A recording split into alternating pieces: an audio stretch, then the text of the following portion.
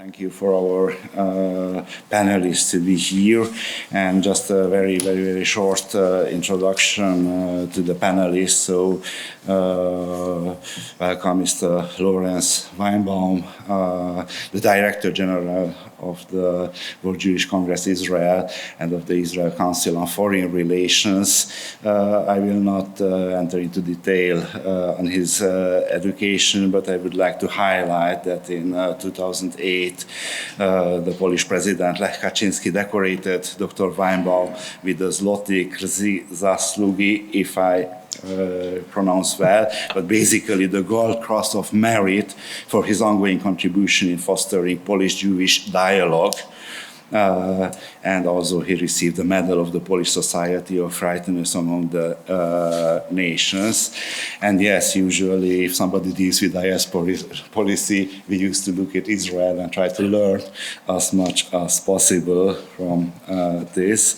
Then we didn't agree now on the order, but I would say that we should ask second Myra Würterbury from the University of Ohio.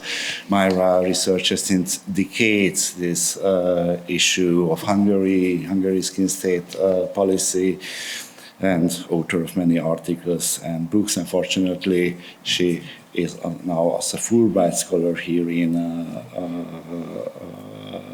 Hungary. And last but not least, Mr. Tamás Wetzel, Ministerial Commissioner from Hungary. Basically, he has written or framed the law on dual citizenship in 2010, and since then he works in order to targeting the Hungarians from abroad to apply citizenship and solve all the administrative issues. And thanks to the work of Tamás, thanks to the work of the government at large, more than 1 million of Hungarians applied for Hungarian citizenship. So, and yes, first I will ask Mr. Weinbaum to deliver his presentation. Tisztelt Szilágyi professzor úr, tisztelt Kantor professzor úr, hölgyeim és uraim, jó reggelt! Köszönöm a mai meghívást, megtiszteltetést, hogy itt lehetek.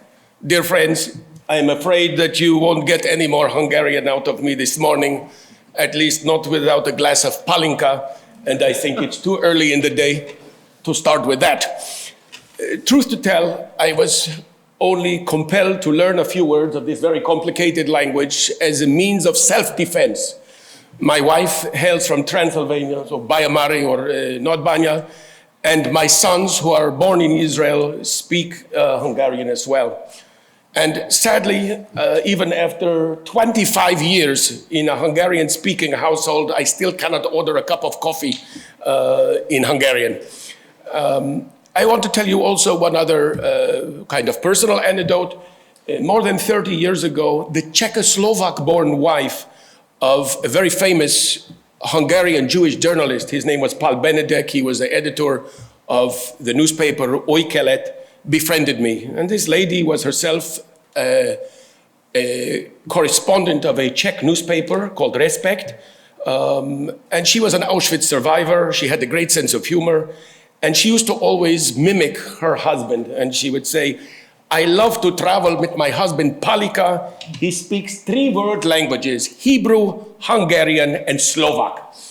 I tell you that because in a way, these anecdotes are a kind of appropriate way to begin our discussion about diaspora old country relations, the Israeli paradigm. And I left the title of my presentation today deliberately ambiguous, because nothing in Israel or the Jewish world is simple, and certainly not this topic, which are relations between Israel, I mean Jewish society in Israel, and the Jews outside of Israel. And I must tell you, and I don't mind saying it, all of you owe us a debt of gratitude, because we were the ones who invented the idea of diaspora. And for many years, when people would speak about diaspora, it was understood they were talking about the Jewish world. We have to begin with a very fundamental question, and that is, do we regard Israel as the old or even ancient country to which many of us returned, or whether the old country are the lands in which we, or our parents, or grandparents, or great-grandparents were born, and from which they returned to Israel? So in other words, for a Jew in Israel is the old country, Hungary, or Poland, or Ukraine, or Latvia, or is it Israel itself? So what is the diaspora, and what is the mother country? There's a great difference between the situation in which we find ourselves and those of you who come from Central Europe or from countries beyond, because most of the non-Jewish diaspora communities, so whether you are here from Serbia or the Czech Republic or Poland or Hungary or wherever, the communities that you regard as the diaspora are people who are essentially living in the places they lived for many years, but the borders of those countries changed. So we heard earlier the Secretary of State describing the Hungarian communities in neighboring countries, whether it's Transylvania, Northern Transylvania in Romania, or in South Slovakia, or Podkarpatska Rus, or Vojvodina. Well, the people living in those countries who identify themselves as Hungarian live there for generations. The fact that they are no longer in the mother country and they are now in the diaspora is a result of Hungary having lost its hinterland as a result of the Treaty of Trianon. They didn't necessarily move. In Israel, the situation, of course, is very different because our country was established under different circumstances. The indigenous Jewish population was expelled thousands of years ago and returned after many generations. So it wasn't a question of the borders and the state not being congruous, as the Secretary of State told us a short while ago, because the state didn't exist. It was something that was recreated. What remained, of course, was the nation, and it remained for centuries, and there was an idea of Jewish identity, though it was primarily a religious identity and less an identity that was framed in national terms. And the Zionist movement, which sought a return to Israel of Jews from Europe and beyond, was pioneered by European thinkers, first and foremost, Theodor Herzl, a Hungarian Jew who was born just a few streets away from here on Dohány utca, so we owe Budapest a great debt.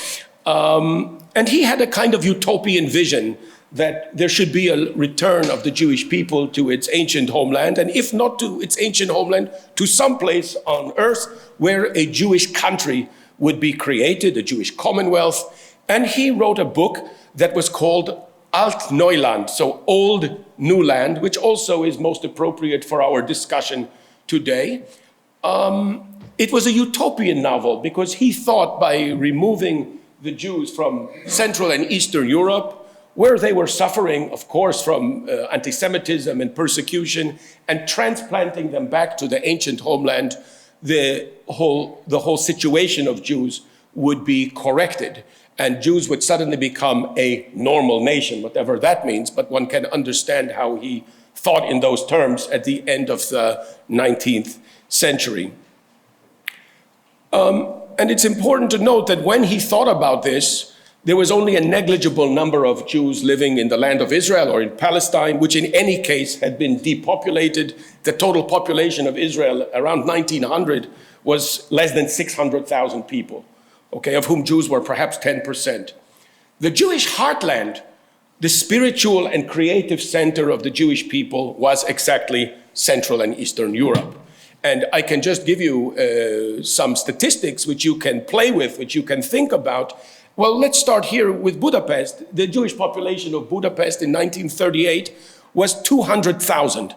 That means that there were more Jews living in Budapest than there were Jews in Latvia, Lithuania, Greece, Netherlands, Belgium, Yugoslavia, Bulgaria. Huge concentration of Jews. And I can tell you, just as an example, perhaps the one that I know best, Poland, there were about 3.25 million Jews living in Poland. That means there were more Jews living in Poland than there was the population of Ireland or of Latvia or Lithuania and a number of other countries. So we can say, in a way, it was very much a nation within a nation, not a state within a state, but a nation within a nation.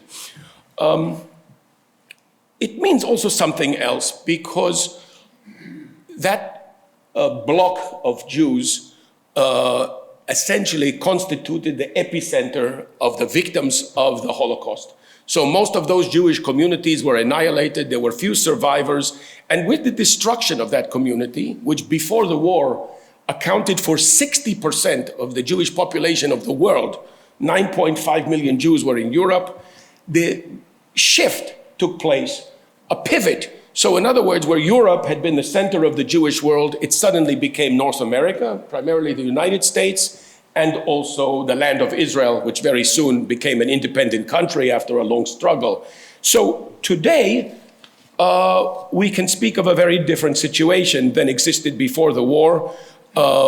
Most of the Jewish world is divided between North America and Israel. That accounts today for about 90% of the Jews in the world. We are numbering about 15 million people, and the great majority are divided. We have, of course, big communities in Europe and in Latin America, Australia, some South Africa, but they are negligible in number. This poses a certain challenge to people who are dealing with diaspora mother country relations, because we don't have the geographic advantage that, say, the Hungarians have. When you want to relate to Hungarians who are living outside Hungary, and I'm not speaking about communities which are in America or Australia, I'm talking about all the Hungarians who are living in the neighboring countries, you can relate to them very easily, because you just get in a car and you can drive over the border and there they are. Or get on a train or go on a bicycle or cross the border on foot. And of course, in the Jewish world, it's rather more complicated, because there are no Jewish communities really in any of the neighboring countries. If we want to interact with the Jews beyond Israel, it means interacting with communities that are physically distant, not necessarily spiritually different, but physically different. And this poses a lot of challenge. I might also add there was a very sizable Jewish community in the Arab world, but most of those Jews were expelled or chased out of their countries and eventually wound up in Israel. So if we look at the neighboring countries, even those no longer really have any significant Jewish population. And we found also something else, that obviously in countries in which Jews have been very well accepted and are very well integrated, they are there for many generations, obviously the level of identity with the mother country, and here I'm making the statement, I'm saying Israel is the mother country, we could switch that paradigm around. But these relations become a little bit more tenuous, and obviously it requires much more investment and much more creativity. So I think probably the same is true of all of you who are here. We can turn to Hungarians who are living, let's say, in America for 4 generations. Are they still identifying themselves as Hungarian? And the challenge is obviously to maintain that contact and to maintain that identity. And this is not an easy thing in the modern world, when nobody is identifying the Hungarians from the outside. They say, welcome. It becomes more challenging. Certainly one of the ways in which you can maintain a group outside your own country is to promote them to come and visit the mother country. So obviously, it's a wonderful thing when you can get people to come, even as tourists, or perhaps they have family ties, come and visit the mother country. And the idea is, if they do that, they will feel some sort of kinship. But I can tell you, according to the most recent statistics that were carried out by an important think tank in Israel, 57% of the Jews in the United States never put their foot in Israel. 57%. It's quite a number. Jews in Europe are more inclined to visit Israel than their American co-religionists or compatriots, call them what you want, because close to 90% of the Jews in Europe, 90, have visited Israel. Of course, it depends from country to country. There are some in which the population that is visited is higher, and in some that it's lower. Interestingly enough, for example, Jews in Canada or Jews in Australia, who are far away, the same as the Jews in America, are more likely to come to Israel. And one may say, why is that? Is it that they have more financial means? The answer is no. But those are Jewish communities which are relatively newer. So most of the Jews in the United States, their grandparents or great-grandparents or great-great-great-grandparents were born in that country, very well assimilated. Jews in Canada or in Australia, to a great degree, are there for a fewer number of generations. Let's say Jews in Canada are usually 2 or 3 generations, Australia the same. So the contact with the initial population from which they came is much stronger. Of course, you can look at this question from the Israeli side, not from the point of view of Jews living outside. Do Israelis relate to the population outside, the Jewish population, as being their brethren or their kin? And the answer is, to some extent, yes. A lot of Israelis would tell you that to be a good Jew, you have to be concerned about Jews wherever they are. Something like 90% of the Jews in Israel, when given a public opinion survey, agreed with that. But even then, you can detect certain differences. Jews who are more religious, for example, feel a stronger sense of kinship with the Jews living outside the country. That question was put to Jews in the diaspora. Do you feel supporting Israel is part of who you are, to be a Jew? And between 62 and 90% of them said, yes, it is. If we are Jews living outside of Israel and we feel we are Jewish, identifying with Israel is an important part of who we are. But again, that also very much depends on the countries in which those Jews are living and their level of religious observance. Getting back to what I alluded in the beginning, which is that we have Jews who came to Israel from dozens of different countries, but a great number from this part of the world. When most of them came to Israel, especially those who came before the Second World War or in the years after the Second World War, there was a kind of negation of their identity. People did not publicly accept the idea of speaking other languages in public. And you can talk to children who grew up, their parents were immigrants, and at home they spoke Hungarian or Polish or other languages. They were not comfortable doing that on the street. People didn't accept that, and there was a kind of disdain. The idea was, you are back in Israel, you must speak Hebrew. You must identify with a new country, and anything that you brought with you from outside is really not acceptable and it's not worthwhile. And you can understand why that situation obtained at that time, because it was a nation in the making. People had come from dozens of countries, and you were trying to get this big, mob into feeling that they are part of one people. And it was a huge effort to do that. And I can tell you the results weren't always what was expected. I give you a very good example. There were Jews from Hungary, and the idea was, let's settle those people from Hungary among people who have no common language with them. Because most Jews from Hungary, of course, Hungarian was their mother tongue. Some of them spoke German or Yiddish. So they brought a block of those Jews to a place, Kiryat Gat, in the south of the country, put them next to Jews from Yemen, who spoke no other language except for Hebrew or some Yemenite dialect of Arabic. And they said, here, let's put them together, and in a few months, those Hungarians will make them Israelis. They came back after 3 months, and they found all the Yemenites were speaking Hungarian. And I can tell you, I knew one of them, a Yemenite bus driver, very dark skin, and he could speak Hungarian. I asked him, how did you learn Hungarian? Because I had all Hungarian neighbors. They didn't learn Hebrew, so we had to learn Hungarian, or we couldn't communicate with them. But now we are in the year 2022, many years after this nation-building phase is over. And there's much more acceptance today of people who have another culture.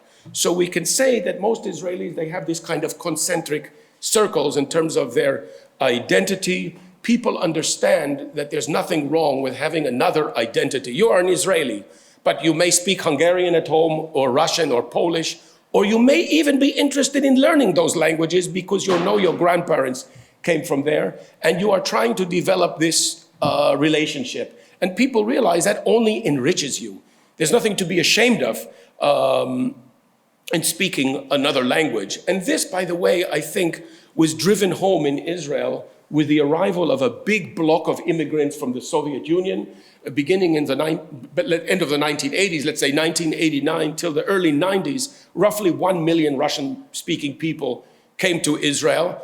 And because it was such a huge block of people arriving at one time, it was much more difficult to sort of swallow this.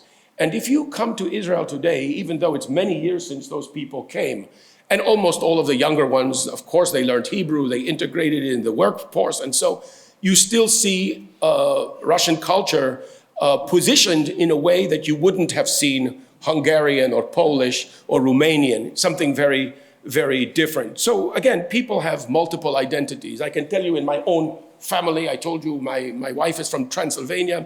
It means that my two sons, they are grown, are technically citizens of 4 countries at the same time. And I always told them, you can be very glad that these 4 countries don't demand of you military service and to pay taxes, because if they did, you would be in the uniform of 4 countries till you're 50, and you'd be bankrupt because you'd be paying to all the countries which claim you as their citizens. Certainly, there's something to be gained from this in addition to your own feeling of self-worth. Former citizens or people who come from different communities overseas, or their grandparents did, who have some familiarity with those countries, they can act as a bridge. So it's no secret, for example, in Hungary, there's very heavy Israeli investment in this country. Now, on the one hand, you could say Israelis have come to invest in Hungary because there's money to be made. There are lucrative opportunities, but also it was easier for Israelis to come here to invest or to study here than in other countries because of the cultural bridge. They know the language, they feel at home here. Somebody whose parents grew up in Hungary may know Hungarian, can come here, and it's not a strange place. More difficult, let's say, for a Japanese investor to come to Hungary because it's a completely unknown place. And also the countries themselves can leverage that contact, that you have people in Israel who are familiar with Hungary or Poland or Romania or Lithuania or whatever. Those are a catalyst for developing your relations. Do I have a few more moments? I'm sorry. Can I speak for a few more minutes, or it's more than enough? 6 more minutes. You tell me. Unfortunately, I have Made in Germany watch and it's not working. Just a couple of things about how these relations are developed from the Israeli point of view. Well, there's an institution in Israel which is called Birthright, Taglit, and the Secretary of State alluded to the idea again of bringing people to visit, but we have an organized institution which encourages young people from all over the world, from Jewish houses, to come to visit Israel. Since the inception of that organization, which was maybe 15 years, they've brought 750,000 young Jews to Israel. It's a huge number, all without asking any of them to pay a penny. So in other words, this institution exists. It brings these young people for 10 days to Israel on an organized trip, arranges meetings with their interlocutor, people who are of the young age, takes them around the country to all the important sites. And the idea is that when those people will come home, they will already have a connection. And this has been operating for enough time to see it's very effective. The other is, of course, trying to teach people the Hebrew language, which is, of course, always a bridge to the mother country. This has perhaps been less successful. It was once said, the great Irish patriot Emnon de Valera, he once said, the Jews and the Irish are very similar because the Irish don't speak Gaelic or Irish and the Jews don't speak Hebrew. It's, of course, an exaggeration, but it's difficult, obviously, to teach people the Hebrew language if they're not in the country, but there are efforts being made. There's efforts also to encourage young people to study in Israel at Israeli institutions. And I know, for example, Hungary is trying also to bring people from Hungarian communities to come to Hungary for their education, because this is also tying them together. And then, of course, there's history, constantly, of course, instilling in people the idea that we are heirs to a certain history, we have a legacy. Unfortunately, that history is sometimes not very cheerful. The Holocaust is a kind of block which unites Jews, the consciousness that we are survivors of a certain trauma. That's very important. But something else also that I should point out, and that is you know, when Israel has bilateral relations with other countries, if there is a diaspora community, a Jewish community in those countries, it does affect relations. So we can have excellent bilateral relations with another country, but if that country is enacting policies which are seen as repressive to the Jewish community, let's say it's outlawing the practice of circumcision or Jewish slaughter, the production of meat according to Jewish tradition, this is going to be a factor in the bilateral relations. Or also even the issue of history. If we in Israel have the feeling that the way this country, it has a certain politics regarding history, which we feel is distorting the historical record, that is always going to become a factor in the bilateral relations.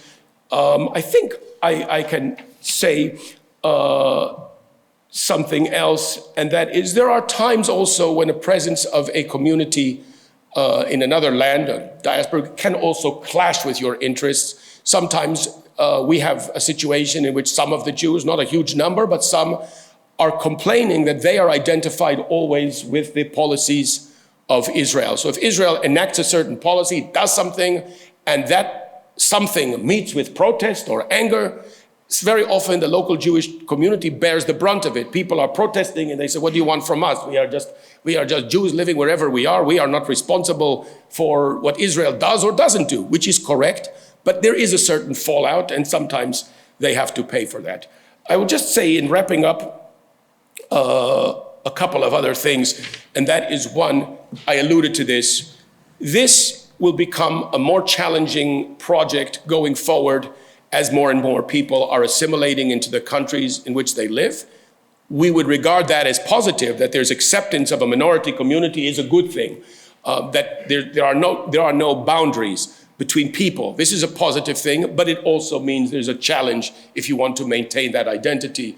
We had, for example, many Jews living in the islands of the Caribbean, going back hundreds of years. And eventually the situation there was so comfortable and was so good, they disappeared. And a colleague of mine who is a historian who dealt with that, he described this as comfortable disappearance. So if, for example, Hungarians are living in a place in the world where they are so popular and so well received, everybody wants to mingle with them over a certain period of time, one may expect that identity will diminish. And finally, the last thing I will say, having nothing to do really with this topic, I personally, and I must say this, I would be remiss were I not to say it's a very strange sensation to be talking about this and for business to continue as usual at the time when a country in Europe is essentially being raped, when horrific acts of violence are being perpetrated to our friends and neighbors in the East. And I just think it should give us all pause in terms of what we are doing, because it's impossible to imagine that these acts are happening in front of our very eyes and we carry on as normal. I can't expect we can do anything else, but it should give us all pause that this is happening today in the middle of Europe. And I think we should all be thinking, even though we feel impotent in the face of this, what we can do to alleviate this situation. Thank you very much for your attention. I'm happy to take questions if there's a pause.